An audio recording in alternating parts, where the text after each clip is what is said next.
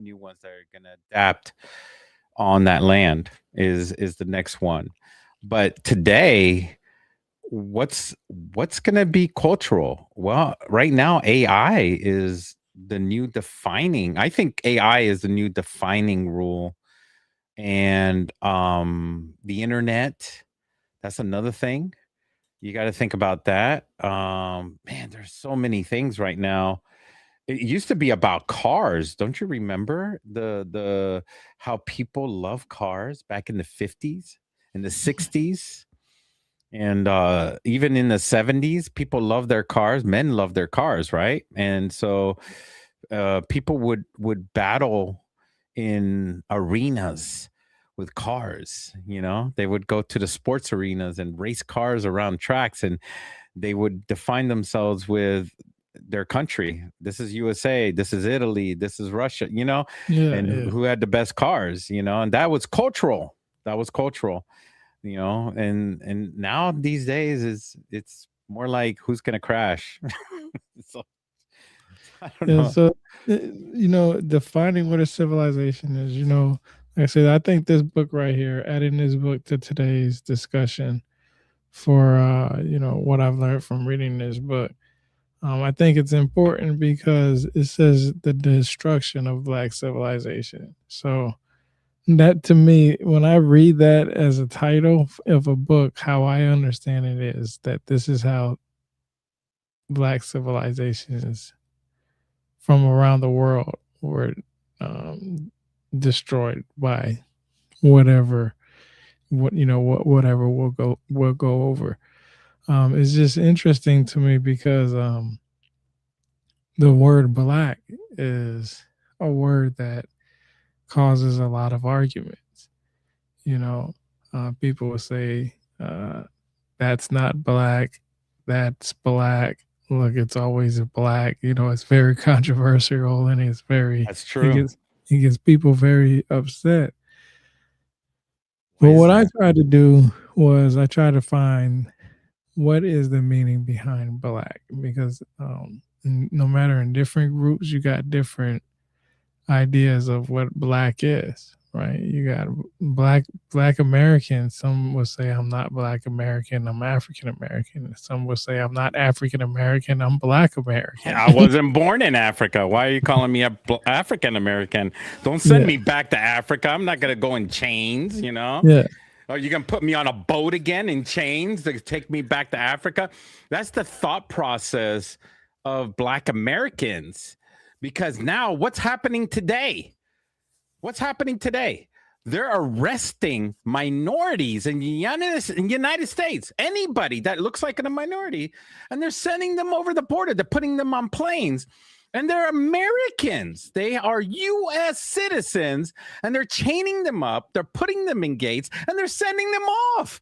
And then they have to fight in the other country that they don't even belong to just to come back.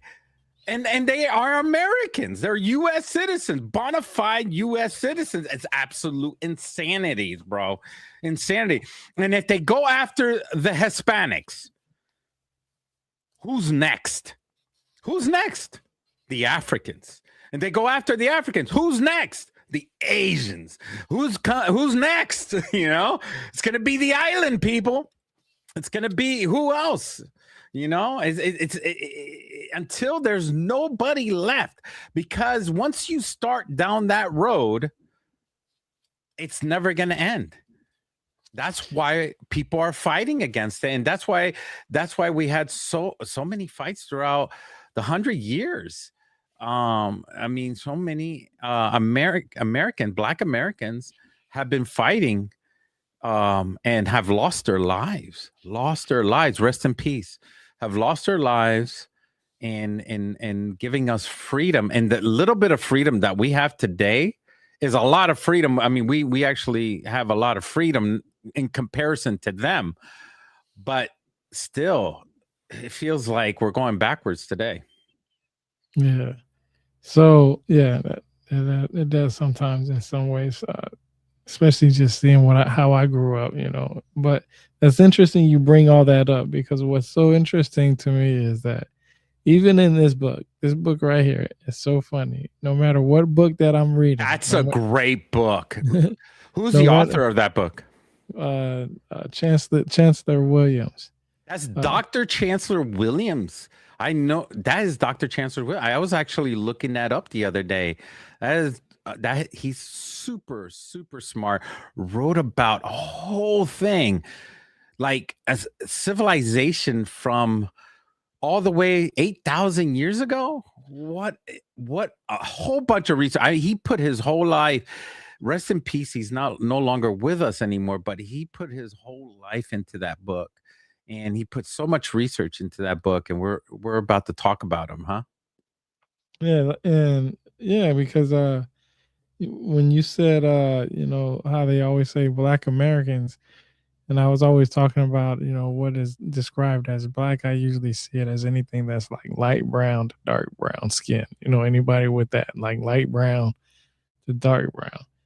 And in this book right here, no matter what book that I'm reading, because I'm so fascinated with the Sumerians and Sumer, it doesn't matter what book I'm reading. Somehow it always quotes Mesopotamia, and sometimes a lot of times the Sumerians. The first tab that I hit up on this one was what became of the black-headed people of Sumer. The traveler asked the old man for ancient records show that the people of Sumer were black. What happened to them? Ah, the old man sighed. They lost their history, so they died. And this is a Sumer legend, but he's saying right here that the Sumerians were black. Now, Yeah. I know a lot of people will argue and say no, they're not. I actually wrote an article on there about their possibilities of what they were and all this. But just to read that is just like, man, where did you get this information? And I can tell you right now, and like, because this is your first time actually seeing how I do this. Even though I read something, doesn't mean I agree with it. And I will call something out in the book if I feel like I feel like it's exaggerated or whatever the case may be. But for this part right here, this is a good example. I never was able to verify this Sumer legend. Now I've also read from other people who have read books from Chancellor Williams and other individuals say this Sumer legend, but I've never seen it outside of those people. So it's almost like where did Now, this come from?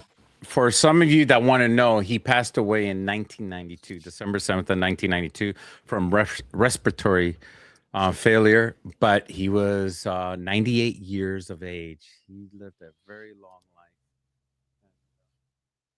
15 days shy of his 99th birthday. So just an amazing life he lived. And he's buried in Lincoln Memorial Cemetery in Suitland, Maryland. So he stayed close to Washington, D.C., that's for sure.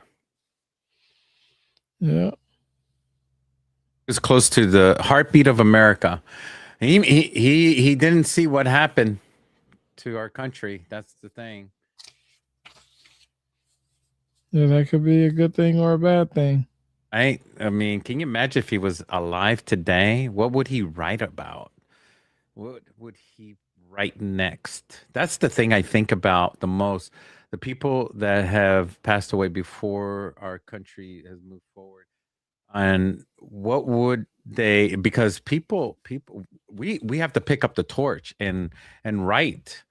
And that's what you do, Rebirth. Rebirth writes books. And if you guys want to go to Amazon, amazon.com, and you can actually purchase his books on Amazon.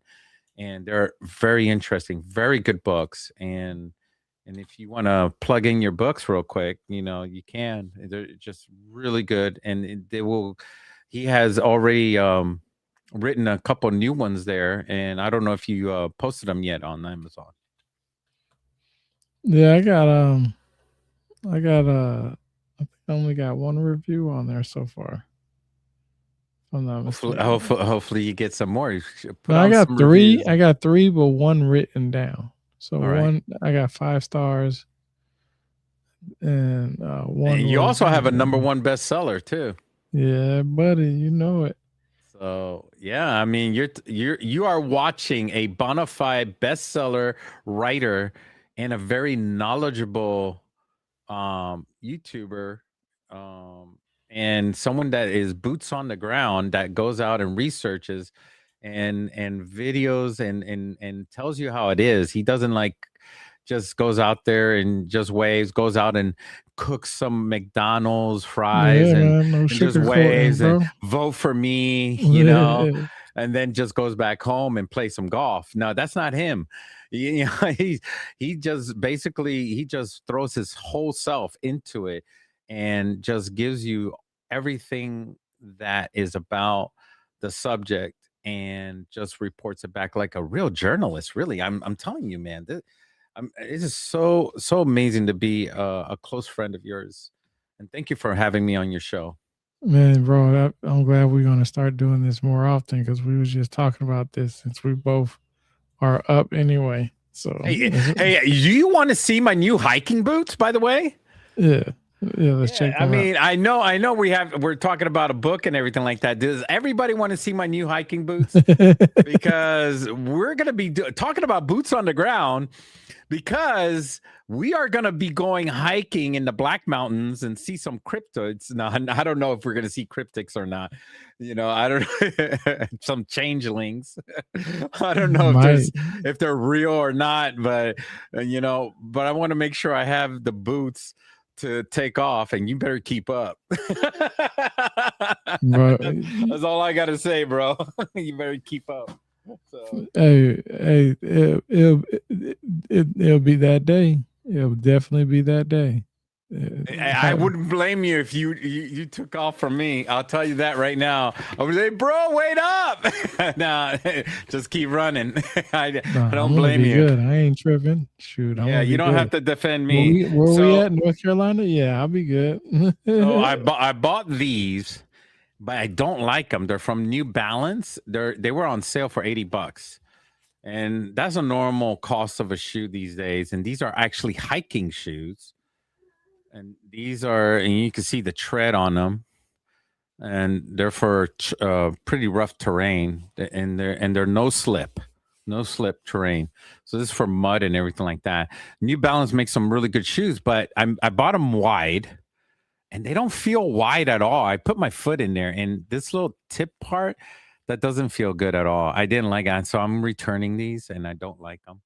And that's the review on this one. I really do like their design. I love how wide it is on the sole, but on inside the shoes doesn't feel right. So unfortunately, they missed it. They missed the mark on. I don't want it to hug. I don't want a hugging sock. And then here's these shoes. These are good. These are orthopedic. These are called Ortho Comfort, and these are boot like.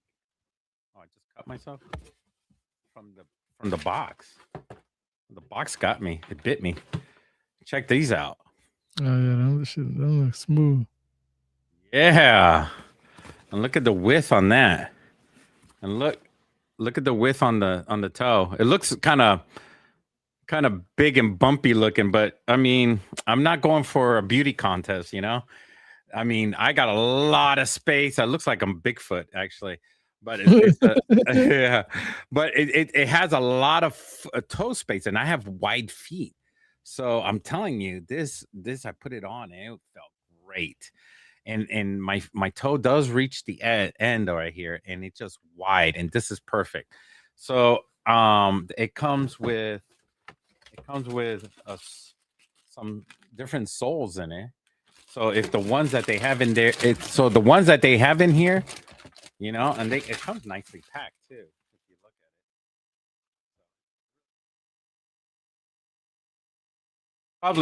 it, I'll probably even bring the socks with it if we go camping. That way, put them in the tent like that. I can't believe the box bit me. Right. I'm bleeding a little bit. And here's the hiking sticks. Yeah, you're showing carbon fiber. They're super lightweight. Yeah. I showed them last time, but I'm not sure if I showed them on your show. I showed them Tridactyls. Yeah, But here's this. Yeah. So, and one more thing. You done got the whole setup. That's how you do it, though. That's why I say, man, it takes a lot of money to do this stuff. That out. Oh, you bought it? Yep, that's what it is. It's supposed to be for the camera. Camera. Yeah. The camera goes right here. So you guys can see me live. Yeah. Right there. So I'd be walking around. So when you see me running. Nah, that's better because that way I need something like that. Send me where you got that from.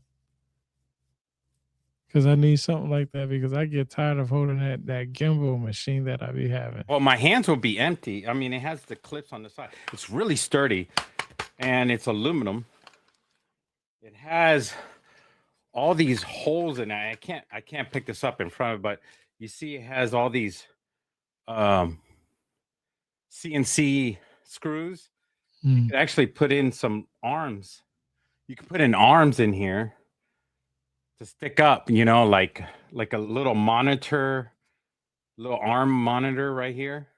More accessories. And on the back over here too. Yeah. So or you can make this the back.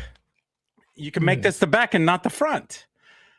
So it can follow you. You can have people follow you and stream. And that could be the front. That'd be perfect for the gimbal machine. And this can go from here to straight up. So it could be above my head. And it actually extends really far out. Check this out. Oh yeah. Yeah, periscope. It could periscope. Send me a link of where you getting that at. I sunk too much. I owe money now. I have to pay it off in 4 months. Nah, I need you to But it's a necessity for me to have for hiking and streaming. That's why I bought it. Because I need these two hands and I have a dog. So at the same time, I have a leash that goes around my chest. I got my dog to deal with. I got my two hands and I got to walk with the walking sticks. And I don't want to deal with all the other stuff. So I need my balance. And I want you guys to see me when I'm talking, when we're doing all this wonderful stuff. So yeah. So that's pretty much it. Yeah, so I just found out that on my gimbal machine, I can have the video where I want to record at, and it will have me on the bottom left corner. So I have picture in picture basically in there. So I just found that out. But I'm gonna go to the. You know what would be even better than my phone? What's that? Would be a 360 camera, the 4K 360. I'll send you a link to one that I know of. Well, I know the one that's really expensive, that where you could change out the lens and all that. It just came out, and it's an Action 360 camera. It has like 4K and all that stuff, but it's so expensive. It's like $600. So it's like, yeah. This is about the thing is, the reason why I like the 360 is because I don't have to flip the camera around. The camera is already filming the front and at me at the same time. So it's filming me, but it's also filming the front. So when I edit the video, I could edit anywhere. I could edit the front, I could edit the back, I could do both ways. So when I'm talking or narrating the video, it would be better for the viewers or you guys. So this is all streamer stuff, but it's for you guys, the viewers, so you can enjoy what we see in a 360 environment, but you guys are watching it on a 2-dimensional screen. So we're trying to bring a 360 environment more so to you, and we're trying to figure out the best way possible, and we're spending the money for it. and hopefully you would enjoy the content we bring, so that way you can what we say will actually come out the way we see, and then what you see will make sense, and it'll just pop up. And there's other streamers that have certain gear like that, right? Yeah. I All right. mean, yeah, That's pretty it. much. That was my show and tell for tonight. All right. My excitement. I wanted to. I just busted in through the door. Just wanted to show off. But I got some more, guys. I got some more. I got some maps and everything like that. I wanted to show you guys tonight. So we're gonna have a great time. I told you we're gonna have a banger of a night. So Yeah, we're gonna get this. Yeah. Get this way. All right, so let me go over the next tab then. So the next tab says that Arabs are not only brown, but some are very dark in color. Tall, this darkening of the skin, in spite of the ages old tradition of the thick cloth covering the face from the scorching sun. Indeed, not only did mulattoes consider themselves 100% Arabs or Arab, but jet black Africans who forebears were in Arabia for generations, speak Arabic and call themselves Arabs, just as black Americans speak English and call themselves Americans. In both cases, neither the black Arab nor black American think he is white. To repeat, then, blacks are in Arabia for precisely the same reasons blacks are in the United States, South America, and the Caribbean islands. What do you think about that? I believe. Yeah, I mean, this is something that's been talked about a lot. I mean, that is true. I think that I think Africa was the cauldron of society, but also Turkey also is also of cauldron of society as well, but much older. There's a huge age in Turkey as well, and that's something that we need to hit upon on our next stream. We need to talk about Turkey. Not right now because that's going to be a much longer stream. There's a lot of information out there about Turkey, and what they're digging up out there is brand new. There's more stuff that they're coming out with. But right now we're talking about Africa, and it's just a mix. There's a huge mix, but mostly darker shades of skin. Mhm. But I think there's light skin to really dark. And it's mostly for the adaptation to the sun. Our melatonin levels are I mean, I assume could be an adaptation so that maybe we evolved to adapt to the sun. Could that be a possibility? I mean, some scientists have alluded to that. Like yeah, like instead of yeah being backwards, the opposite of what most people accept now. Yeah, I mean, I believe that too. Like I believe like what is the other possibility? Why is one way the right way? Think Like about why? it this way: in Northern Ireland, they barely get any sun, and they're white as a ghost. Or in London, you go to London, England, and it's like cloudy all the freaking time. And if they get sun, it's like a celebration. It's just amazing. So it's always cold, and it's always cloudy or foggy, and it's just natural for the area to be that way. So people are just white as a ghost. I mean, they don't have the time to evolve. Their children don't evolve from. I mean, there's not enough sunlight to evolve for thousands of years if you're living up there. I mean, am I wrong? Yeah, man. Like I said, I've read so many different arguments, and at the end of the day, to be honest with you, um, I it mean, just all we have to do is Google how much sunlight does for the last.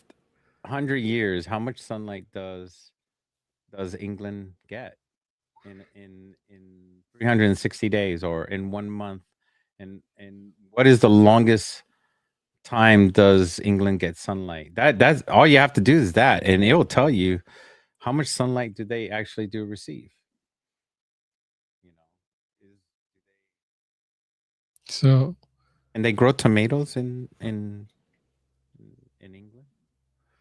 I know see, I grow tomatoes here. you know, I don't know, man. I don't know. So remember, I was asking about the question about black, right? Like, what is the meaning behind black and stuff. So I think this will answer the question as far as what we'll get from Mr. Chancellor Williams.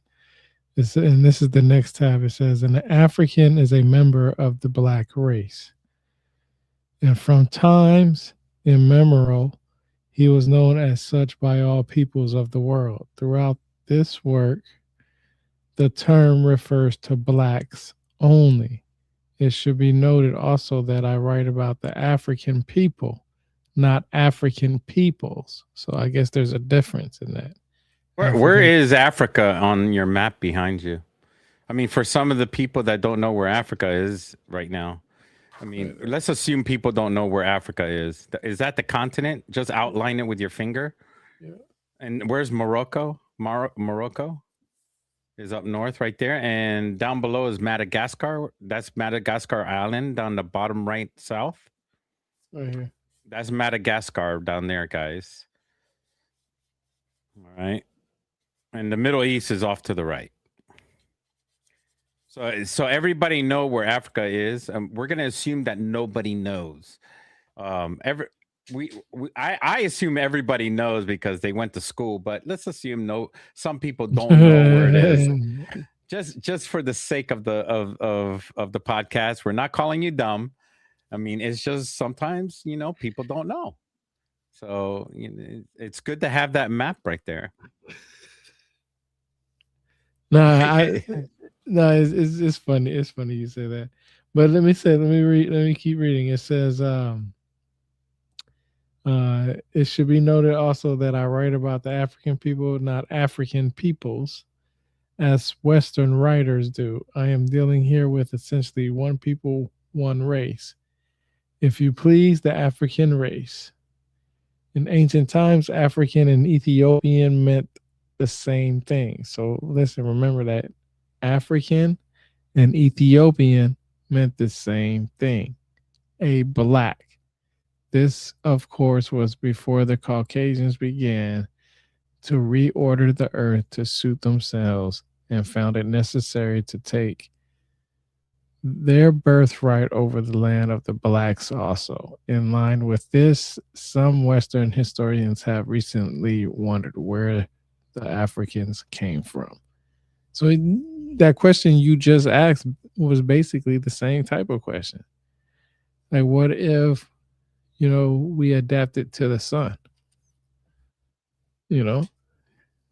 Because there are myths that people lived in the caves. There are myths that people lived in underground in hollow earth.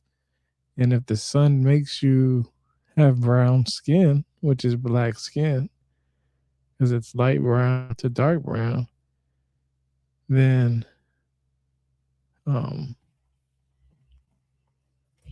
wouldn't it just make sense that if you don't have no sun nearby that you wouldn't have that color? I mean, it would to me. Yeah. And for some of you that don't know today, this is the Sahara Desert. It's not in the North American region. It's not in America. It's in North Africa. As you can see, and encompass the whole northern portion. Egypt is located in the upper right-hand corner of Africa. That little bitty part up there that looks a little green. You see it, and there's the river. That's the Nile, right? The River Nile. It looks kind of green running down in Egypt. So, and it's all the way up there and just runs all the way down. It's a pretty long river. And you could see how little green it is up on the top in the north there.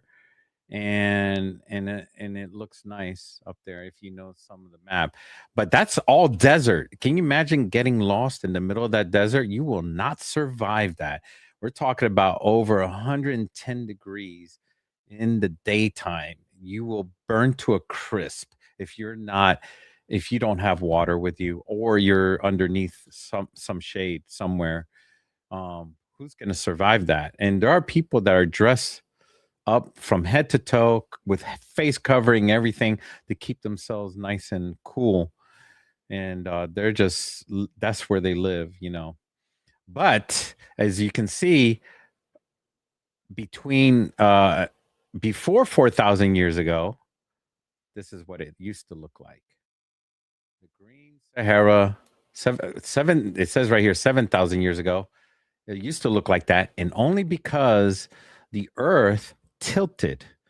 And this is a normal thing. The earth tilted in that, and it's not like, oh my gosh, we did something to the earth. No, it's just a normal thing. The earth tilts.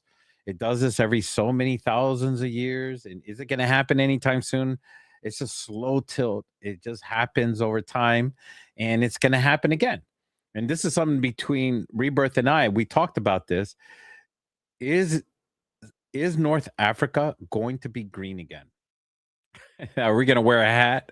Are we going to wear a hat, a green hat, and say, "Make Africa green again"? Bro, Rebirth? it's so crazy, bro, is that not for nothing, man. They saying that there's and I don't know how true it is. I didn't look into it, but I keep seeing it pop up every now and then. They talk about some kind of what is it? Um separation of the continent, and is building another um piece of land, like it's separating off of Africa. I can't remember where it is. I have to look it up. I That'd could be probably interesting. let me see. I could probably chat GPT it real quick. Is there a break in the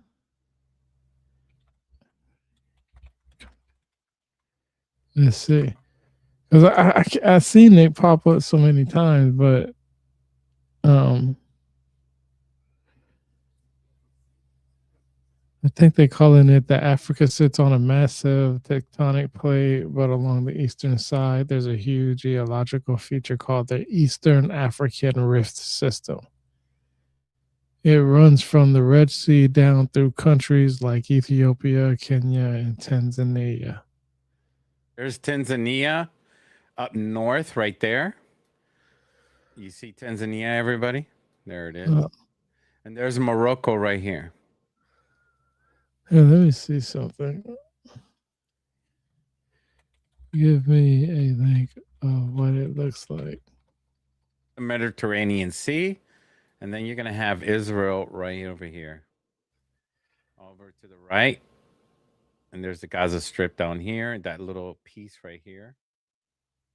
They actually lined it up. Here's Egypt. But this is how it used to look like at one time. It was all green a while back. And this is an artist's rendition of what it used to look like. Man, people make things so hard. I said I just wanted to see a picture of it. You guys want to see a beautiful photo of an artist that drew what Africa used to look like? I'm sure you could buy this somewhere. But Africa used to look like this in the Sahara Desert. Yeah, because all the animals got along. Here's some animals down here that had gone extinct. Down here, these are But yeah, considered prehistoric animals.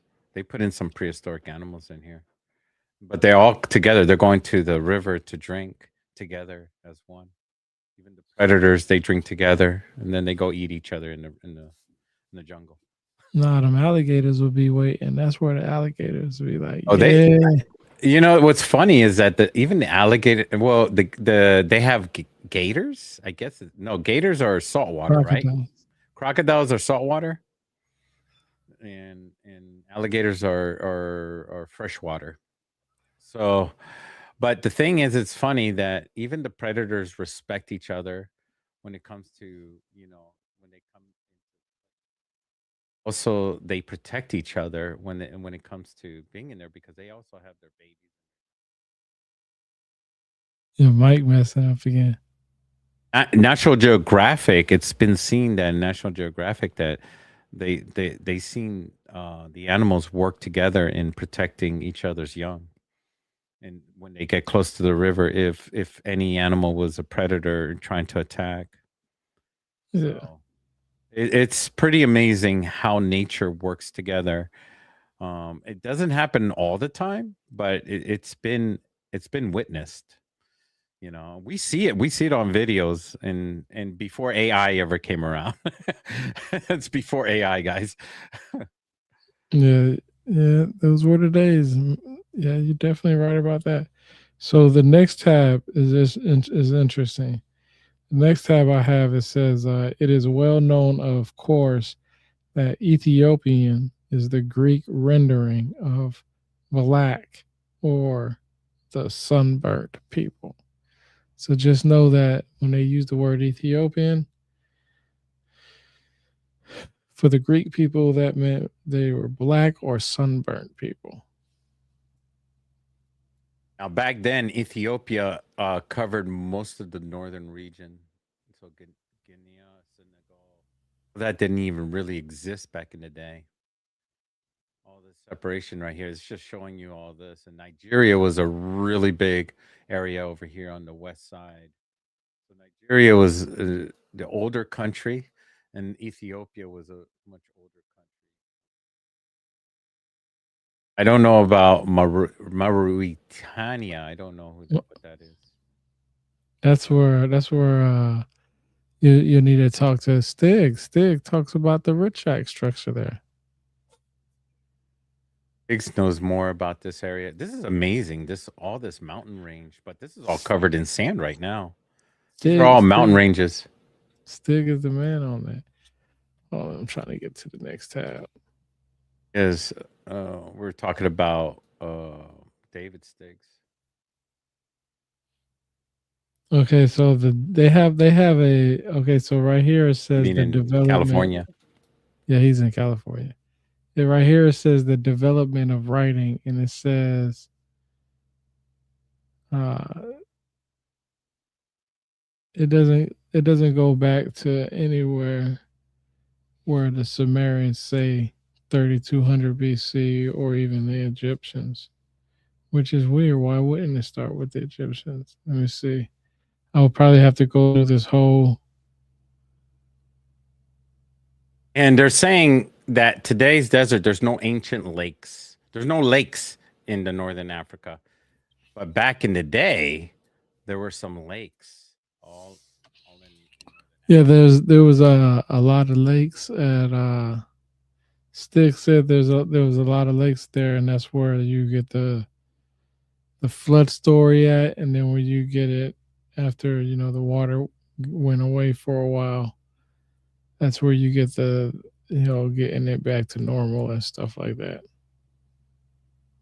Well, it's not uncommon to say that the shifting of the poles, and not a great shifting, like the whole earth is going to wobble off its axis, and we're going to be free floating, and pretty much it's going to be the ice age again. No, that's just really extreme. It's a slow movement that it just shifts the poles, and all of a sudden things are going to be colder in the places that are hot, and then it's going to be warm in the places that are really hot.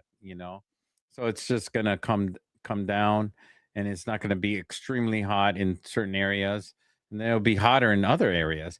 So that means in those areas, so what's going to be the desert then? You know what I'm saying? If northern Africa is going to become the desert, then what's going to be the new desert? Right? Yeah. All right. Hey, so here's something interesting. So a lot of these tabs in this book, I don't go over every single tab. I know there are a lot. I know when you seen it, you was like, "Yo, this is gonna take a long time." A lot of the tabs I can't go over because it requires me to read the whole paragraph and stuff like that. So I try. So what I like to do is after we get done with this, Oh, I'm going you to. were gonna put your pipe in your mouth and sit in the corner and have the candlelight in the back and start reading to everybody. No, I Put want to them go to back sleep. and I want to go back and read everything in here. That's how I refresh my memory. I'm Oh, always okay. refreshing my memory with these. I thought you were gonna go into this like once upon a time. Welcome to Africa. You were gonna do the James Earl Jones That voice. I should start doing it. Honestly, not for nothing. You know what I mean? Do the Darth Vader voice. I don't know. This Welcome to person said, "What Africa. are y'all trying to say?" I don't know what you mean. What we trying to say? I'm just we going over a book. We going over the destruction of black civilization. But hey, check this out. Here's a tab that I found interesting too. It says that it is said that religion in Cuba did not include ancestor worship. This ancestor worship thing is another one of those overdone myths about Africans. So you know how when people say that Africans all worship ancestors, you know how they always say that, especially here in America. If you're African, the Africans worship your ancestors. You watch a movie or a TV show, and they got an African people in there, a family in there. They're like, "Oh yeah, we worship our ancestors." Well, according to Chancellor Williams, this book right here, that's not true at all. That uh that it's an What does he say? overdone myth. He says it's an overdone myth about Africans. So he says this is exactly what he said. Maybe it's just an American thing. Maybe it's a American thing. Maybe the black people in America didn't want to lose their roots. They didn't want to lose their roots, and pretty much what they did so they wouldn't lose their root because they weren't allowed to have books. They weren't allowed to read. They weren't allowed to remember their heritage. Here in America, they were slaves. Let's just call it what it is. They weren't What weren't well, treated they weren't treated right in America. So they had to do something. They had to sing to remember their heritage. It sounded like they were worshiping their ancestors so they can teach their young, their children who their ancestors were here in America. But I agree. I agree with Dr. Chancellor that that wasn't a common thing in Africa, but they didn't suffer what the Americans, Black Americans, were suffering during the time of slavery. look, hey, so check this out. So I didn't even put a tab on this, but it goes into exactly what you was talking about. It says there was ancestor reverence, not ancestor worship. So there was ancestor reverence, but not ancestor worship. I wonder who started that myth. Who wrote that myth It about says Africans worshiping? it says this reverence for elders began in early life with the living and increased with the dead. When food was periodically placed at the graves, nobody expected the ancestral spirits to eat it. It only fools outside of Africa alleged that they did. What they were doing was a demonstration that the communal spirit of sharing was being maintained. Furthermore, if the ancestors approved their behavior, they were in a position to intercede on their behalf with their deities in times of crisis. So this is Um, not. AK Barda. How do we say your name? Akabarda. Write down what your name is. It seems like Akbarda atheist Akbarda. killer. Yeah. But how do you want us to call you? Just write down what you want us to call you. I'm sorry that we're not pronouncing your name correctly. We want to make sure we pronounce your name correctly. But see, look, yeah. So here's another important part because this is interesting too. It says the blacks' conception of God was on a scale too grand to be acceptable to Western minds. They had to reduce it by using a term that is equated with paganism, primitive, backwardedness, Okay. and barbarism. The word is animism. Okay, but the historian and anthropologist are witnesses against themselves, still proving the very opposite of what they intend in documenting animism as the chief of characteristic of the religion of the blacks from remotest times. They are also documenting the fact that the blacks believe in the existence as well as the nature of one universal God also goes back to times and in more. So, so what is Dr. Chancellor specifically writing that about? All of Africa, or specifically a certain area of Africa that he was boots on the ground in? Do we know? I'm sure it's just mostly places he's been to because all his research that I know of personally of him is where he went to go visit and he was able to talk to the people himself there. So this is Okay. so yeah. So Let me see what areas there he was in. while you're doing that, I'll go to the next tab because yeah, it's a lot of information in this book, man. I would say this, Africa goes back thousands and thousands and thousands, hundreds and thousands and millions of years ago. A civilization, it all depends on that. People don't understand that there's more history in Africa than there is in all other places. And we know that because of the simple fact of all the things that we found. We found, I believe it's ostrich eggshells or some type of bones or something like that that goes back. Some people have dated almost 75,000 years ago, give or take. You know, I've heard there's you have the napta playa stones that were lined up for astronomical stuff. You have not. I don't even like talking about the pyramids in Egypt because we have more pyramids in Sudan than we have in Egypt and Nigeria. I mean, I've had plenty of books that I've read around the Yoruba religion and tribe that their history goes back 15,000 years easy, 15 at least. Um, so Okay, so I wanted to this bring is up. interesting because Akbarda says 75,000 years ago, even white people's ancestors were still in Africa. That's not true at all because I actually did a podcast discussion with Dr. Keith Chang, and he is the founder of actually what people call is considered the white gene. It's SLC2485, and he found this gene not because he was trying to find out whether black or white people came to be. He's trying to find a cure for skin cancer, and he found this certain gene in the human body that shows that the where the white gene came from.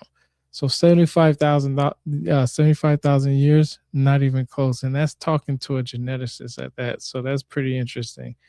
Agreeable. Huh? Yep, that's true. Yeah, Oh, you look it up? you can look it up. Yeah, Yeah. it's a fact. Yeah, I know because I actually talked to the dude who found the gene. Like I literally had a podcast discussion. He's been on Good Morning America and all these other different networks, and he took the time out of his day to talk to me. And we had about an hour and a half podcast discussion. Now, what was happening in Africa, the migration was more towards the Middle East than it is towards the North. or Yeah. crossing the sea or the river because it was so much more difficult to cross a dangerous sea.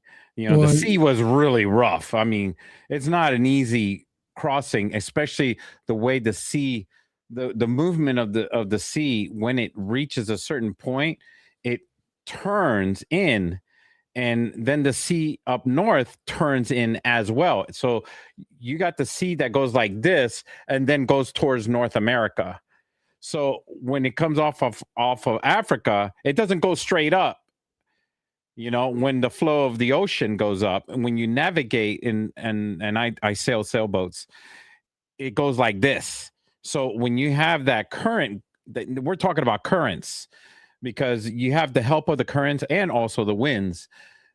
That current takes you out and you're gone. yeah, yeah, they right And here. now you discovered South America. So Yeah. these, people didn't, if they didn't have the education of the sea, yeah, they would be lost at sea.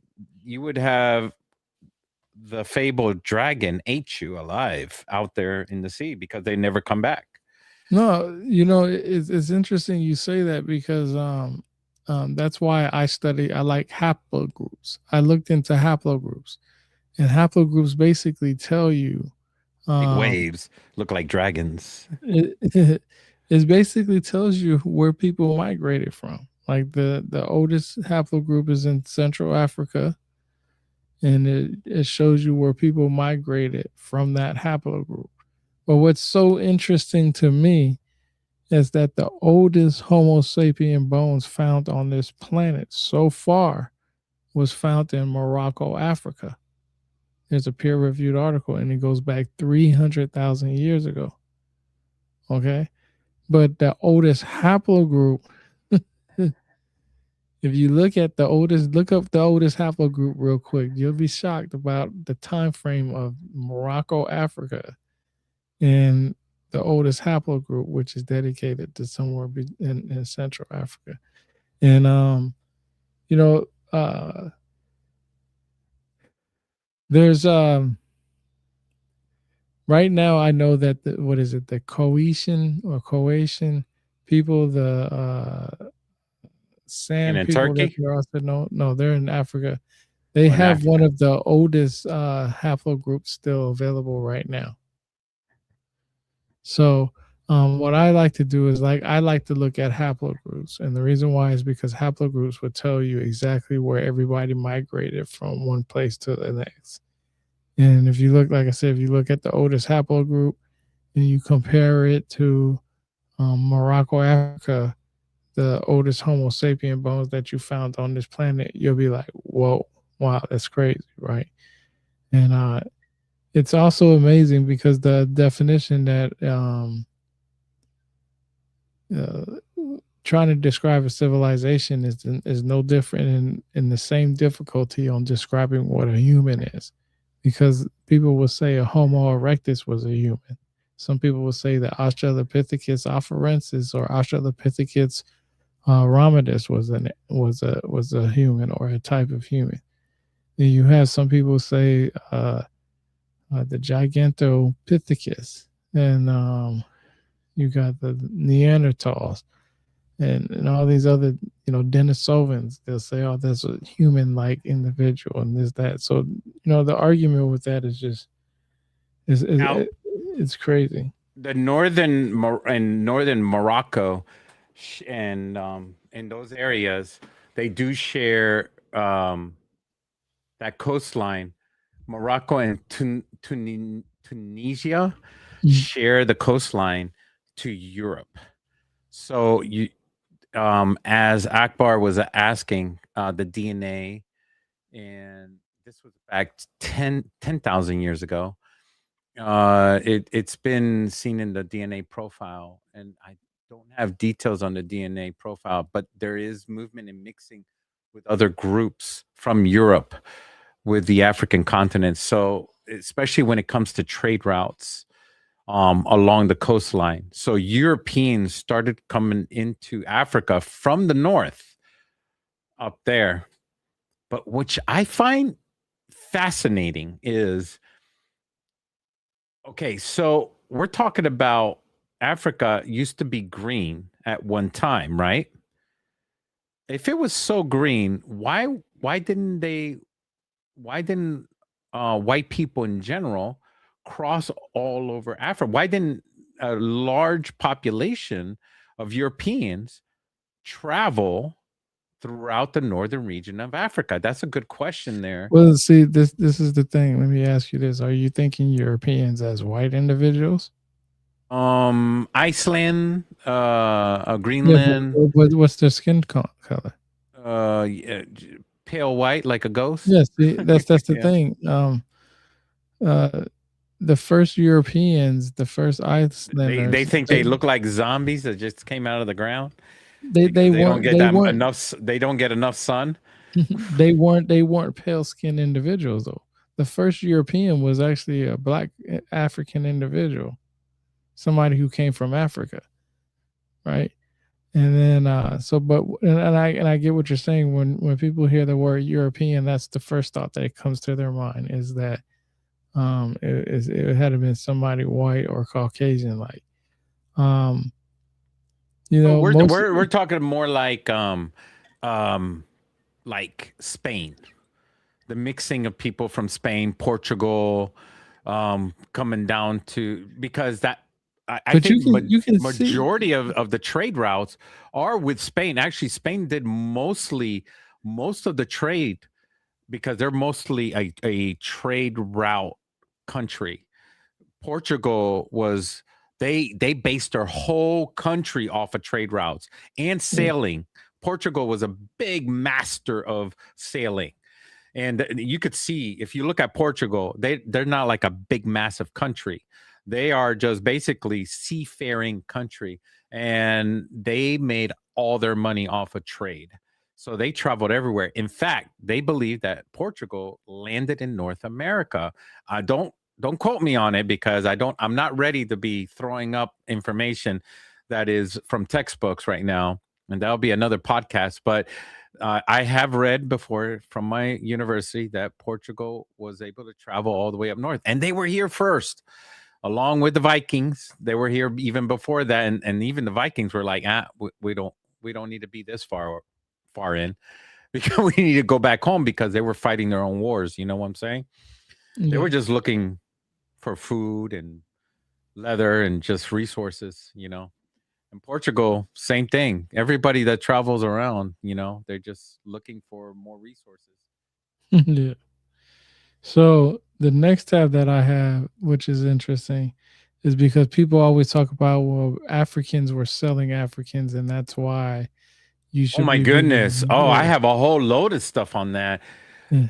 So, guys, if you understand what was going on in Africa, if the African continent went from a desert, I mean, they went from green, lush green with a whole lot. So, let's say Africa was abundant and there was more black Africans than there were white people across the whole earth at one time. That means the African black Africans were higher in number. Their civilization was the one that everybody based the economy off of, trade routes off of. That means that their the market was based off of them. I don't know if I'm repeating myself, but I'm trying to emphasize on that it wasn't off of the European market, but Africans had their own market. And they weren't basing their market off of the European market. And this is where things get really rough. Okay. If the Sahara Desert started appearing, what would it do? It would start pushing all those people. It start killing people. When the shift of the tilt of the earth starts occurring and it starts getting hot, all these people that are used to arid, beautiful weather, lush green, all the farmlands starting to die off, it'll start pushing people downward, going south. So what is going to happen if a bunch of millions of Africans start traveling downward? What do you think they're going to run into? Huh, Rebirth? Who are they going to run into? The Northern Africans are going to run into what? Central Africans. Yeah. And what are Central Africans are going to do to the Northern Africans? This is their land, their water, their clean water. This is their food. You think they're going to be open arms? Oh, cousins, welcome. No, more Africans in Central Africa. It means dirty water. You guys have been to big cities before, right? When has a river ever been clean in a big city? Never. Never. I have never seen clean water in every big city I have traveled around the world. Not a single river has ever been clean. Mm-hmm. Never. You cannot drink out of it. You cannot bathe in it. I've been to Iquitos, Peru, and that's not even a big city. And the waters were nasty because people pee and poop in it. It's nasty. Okay. Mm-hmm. And this is what happens when population increases. So imagine a lot of Northern Africans coming down. So what do you think Central Africans are going to do to Northern Africans? Are they going to kill them off? They're going to fight them, right?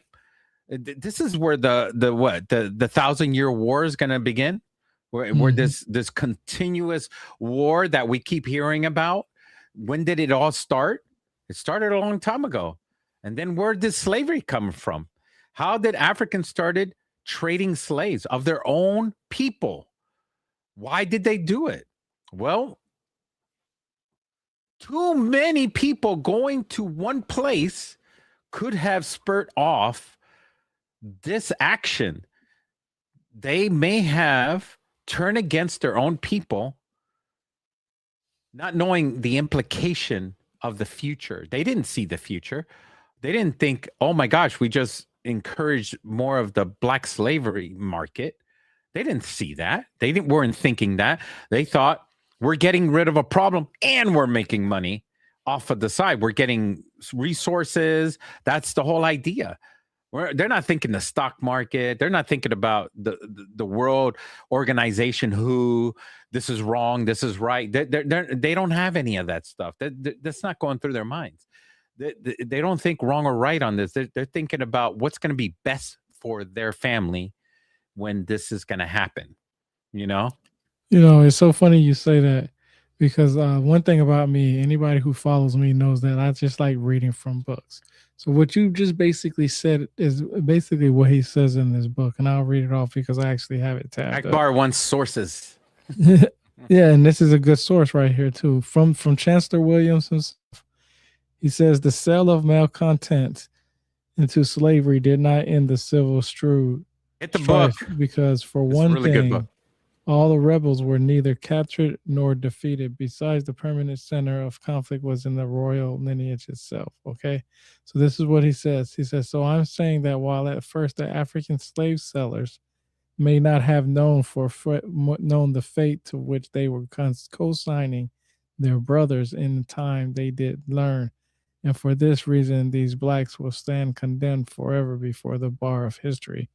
King Mahmubo, along with others. So basically what he was saying was, because right here it says, the traders and missionaries were the first to take over the country by first aligning themselves with opposing chiefdoms and opposing royal factions, urging on each to keep up the fight against the others. Indeed, the missionaries in Cuba were missionaries of damnation, not salvation.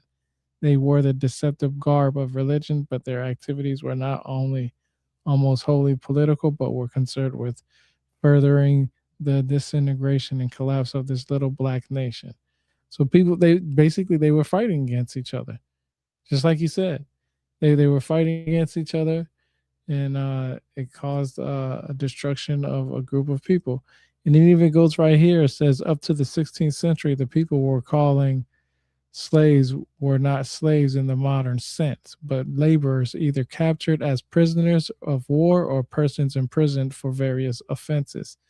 During the first stages of slave trade, many African chiefs and kings actually thought they were supplying workers needed abroad, and at a great profit to themselves. They had not had experience with the white man's slave system or equation with race. Not at first we have said, but as the decades passed, and the Congo state is a good example, many Africans became enmeshed in the horrors of the trade, knew what they were doing, and in the pursuit of guns and riches became as brutal as the whites in dealing with their own kind. So basically, slave trade in Africa started as if somebody was if there was an African that was a slave to another African tribe, it was because of some type of war or disagreement or fighting or something like that. And uh, the chiefs at that time, according to Chancellor Williams, they wanted to, because you still have to feed your slaves, you still got to feed them. They took, in matter of fact, in Yoruba tradition, a slave is damn near almost a family member. They're just not considered family. That's the only thing that they're not. They get treated as a family member. They get fed, clothed, made sure everything's taken care of. They're just not a family member, and that's why they have the word slave. But uh, for these individuals, from Chancellor Williams himself, he says that they were captured individuals of some sort, right? And that the chiefs would send them to the white people, and that's how it became the slave trade. And then when the chiefs and other people started really uh, paying attention, they realized what was happening during the slave trade, which is very interesting, you know. Um, I just know that the word slave is not the same everywhere.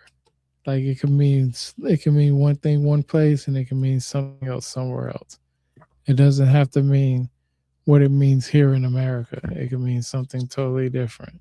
So we're almost done with these tabs, so we can end the show in a minute. And Uh, share a link. Let me see. I don't know if I could share it right here or let me see.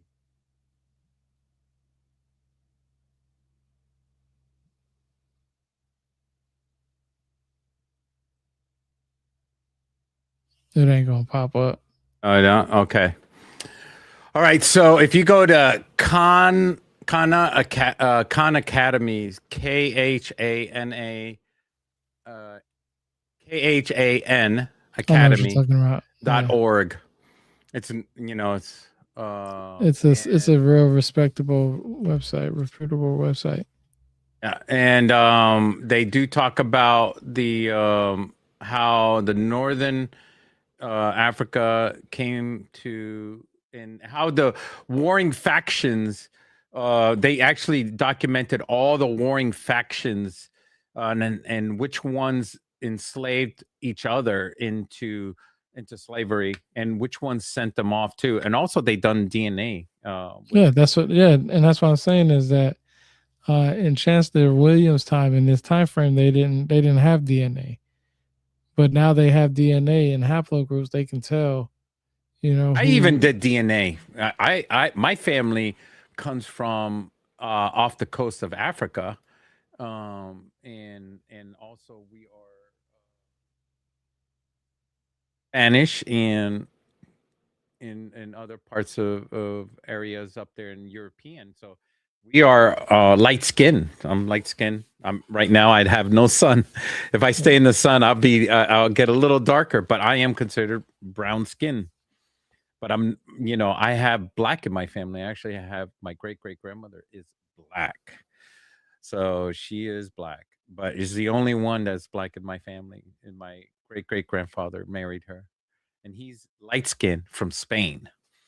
So uh, so check this out. This is another tab. I thought this was a really good tab. It says that the people we call Jews indiscriminately are Hebrews by race and Jews by religion. Anyone can be a Jew, but not a Hebrew. The Hebrews and the Arabs are both white Semitic peoples, and medic. no Semitic. Yeah, I don't know why I say that. Or Semitic. shepetic or shepherd. What's that? What's the word? You know what I'm talking about? Shepherdic, or No. not Semitic, but Shepherdic. Nope. They come from Israel, but they're not fully a Jew. They kind of left Israel, but now they encompass all of Europe. You know, they're European Jews. Yeah, Yeah, yeah. so So, basically, so there's the word right there. Sativa just answered it. Safard. I don't even know how to pronounce it. You know, I have that in my family too. I have that. I did a deep dive into my DNA. I'm not even. I don't even go to temple. No, no, I'm mostly Catholic. So believe it or not, we have that in our family as well. all right, here comes up to the last two tabs. Hold on, let's see. Let's see.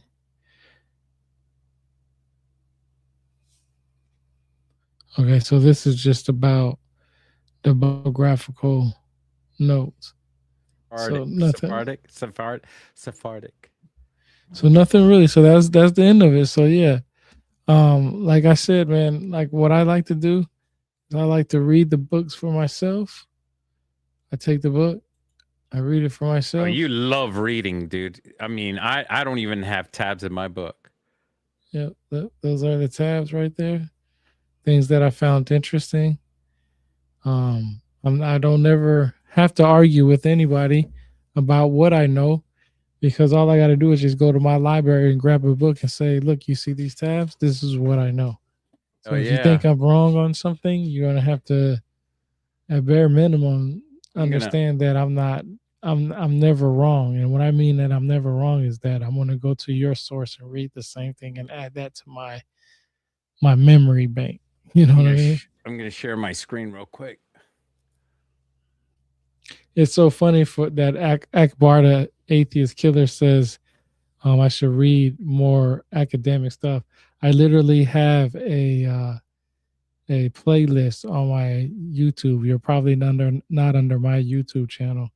I literally have a playlist under my YouTube channel called "What I've Learned from Reading This Book." So this is not one book that I've done. This is all. This is like the 80th or 90th book that I did out of 1,000 books that I've owned.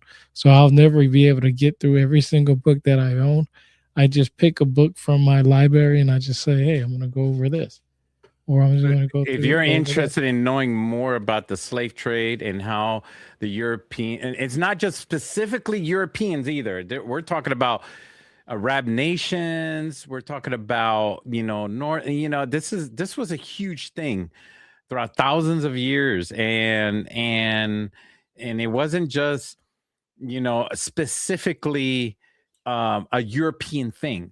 This was like a worldwide thing in that specific part of the world, and so and Africans partook in it because it answered a problem that they had. Instead of killing their own cousins, they traded them in for goods, which is horrifying for us. I mean, I wouldn't trade my own kid and I wouldn't trade my own kin for goods and resources. I think it would be a horrifying thing to do.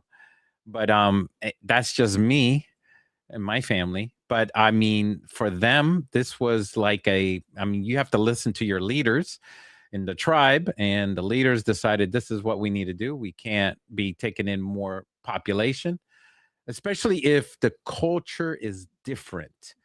And as an anthropologist, when one culture clashes with another, and we started this stream, we asked, what is a cultural society?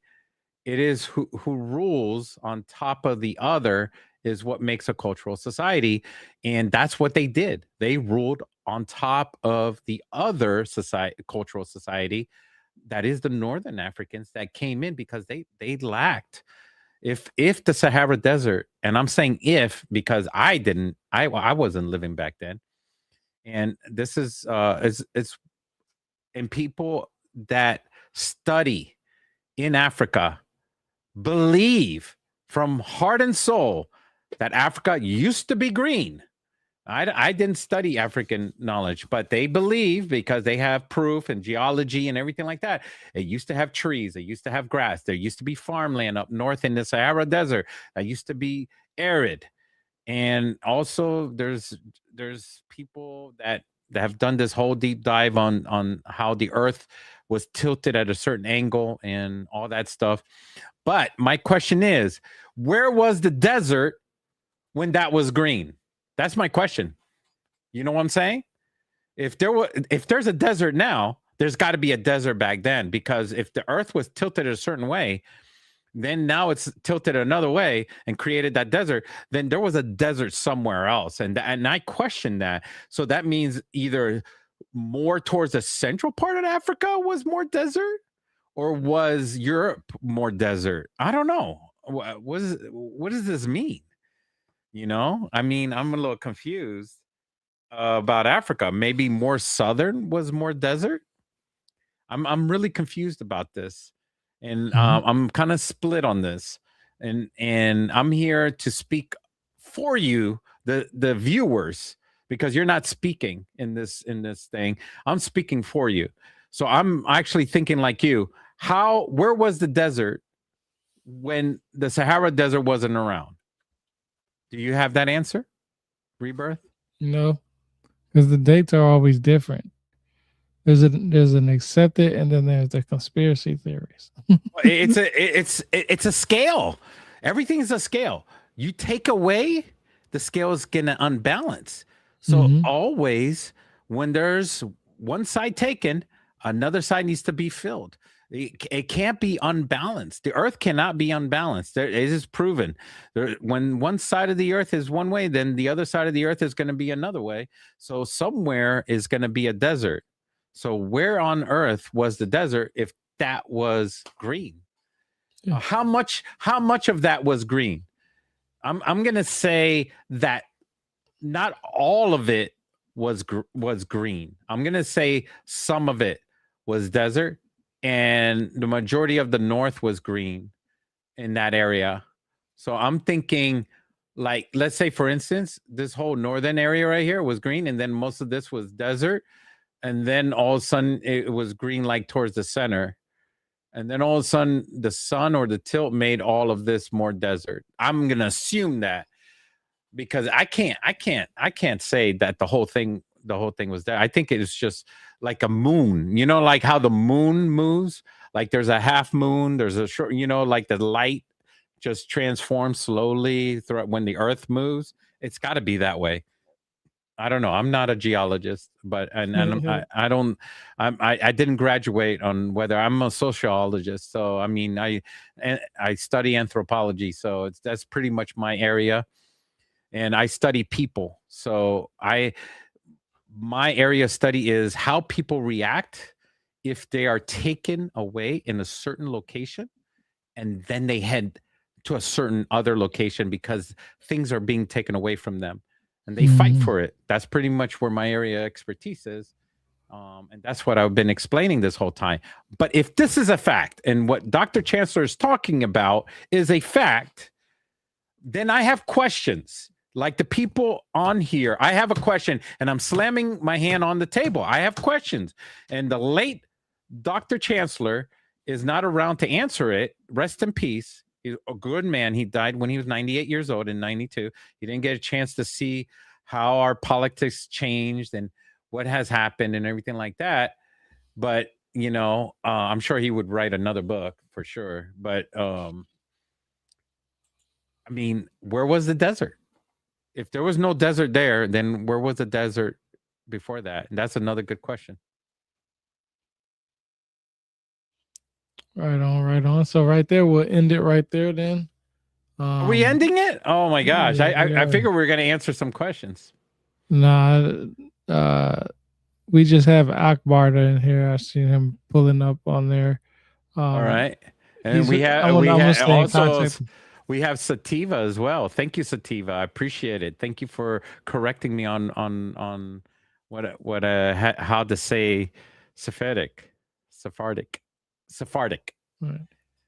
So no, well, yeah. So yeah, we'll end it there.